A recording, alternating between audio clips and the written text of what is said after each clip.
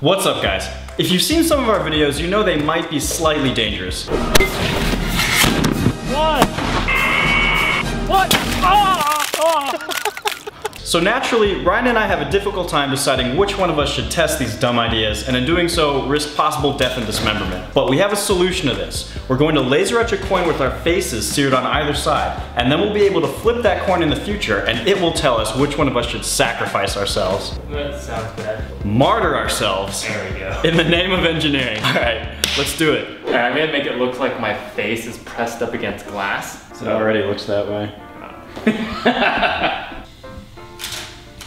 Am I sexy? You've transcended sexiness. Oh, have this count. 1, 2, 3, 4 chins. How do you do that with your lips? That's crazy. Look at that. For real. It looks like there's a string pulling it up. Really hurts around. All right.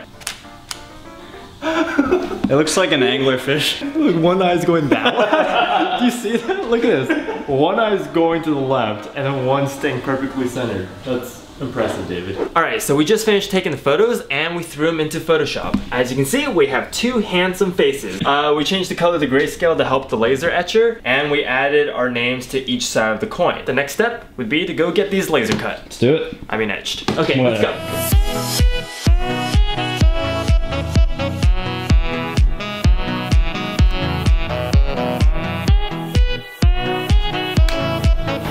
So we popped down to the Mission District to go to this hackerspace called Noise Bridge. They have all these cool tools. One of them is a huge laser cutter that's going to be able to engrave this just like we need it.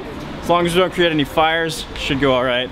This is the first time we're going to be using this laser cutter, so we're going to start off with a simple design to make sure that everything works and we don't screw up anything.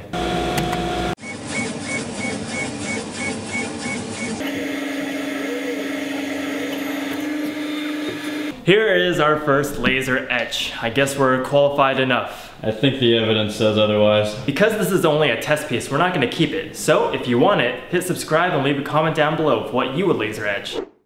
There's a pretty interesting challenge that comes with trying to laser etch a photorealistic image like ours. The vast majority of etchings out there are done as a single shade of black because that's the fastest and easiest way to transfer something simple like text or a pattern. But reproducing multi-tone images can be a bit tougher. One method is to vary the intensity or the power of the laser beam. The weaker the beam, the lighter the etch, and the stronger the beam, the darker the etch. But if you make the beam too strong, you'll probably just destroy your workpiece.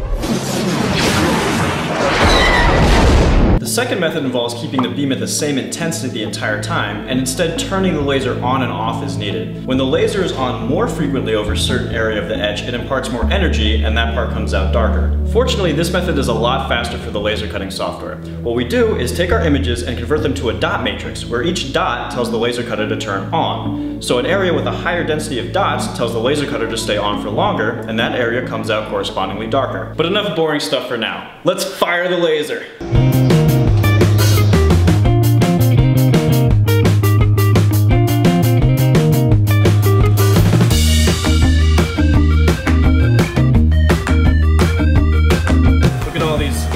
Look at all those chins.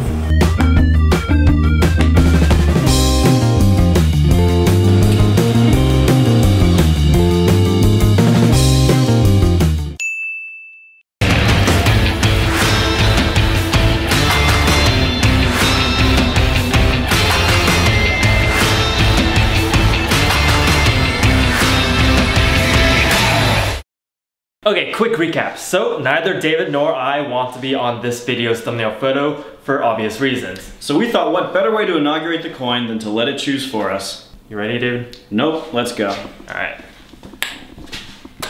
Oh! Yes! Yeah! All right, I'll take the photo. Bitch. Ready? Oh yeah. Okay. Don't make it worse than it is.